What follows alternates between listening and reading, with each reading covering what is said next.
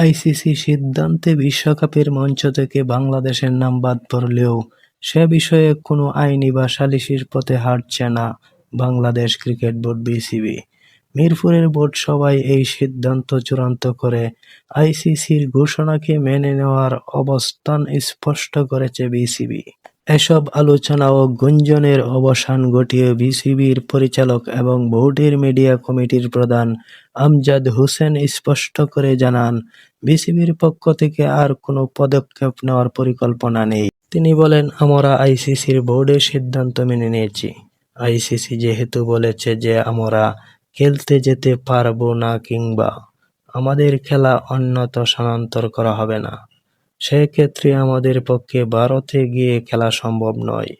এই অবস্থানেই আমরা থাকছি। কোনো ধরনের আরবিট্রেশন বা আইনি প্রক্রিয়ায় আমরা যাচ্ছি না।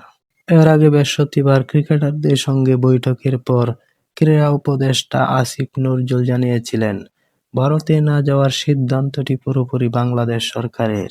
বিসিবির পরিচালকের বক্তব্যেও একই অবস্থান উঠে এসেছে। আমজাদ হোসেন বলেছেন, আইসিসির বোর্ড সভার পর বাংলাদেশ সরকারের ক্যাবিনেট বৈঠক হয়।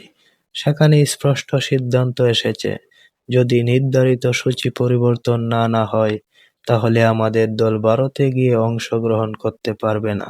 এটি সরকারের পক্ষ থেকেই জানিয়ে দেওয়া হয়েছে।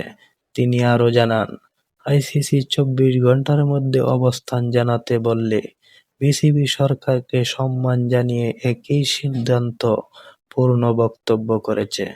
আমরা আইসিসিকে বিনয়ের সঙ্গে জানিয়েছি, এই পিকচার অনুযায়ী আমাদের পক্ষে খেলতে যাওয়া সম্ভব নয়, বললেন তিনি।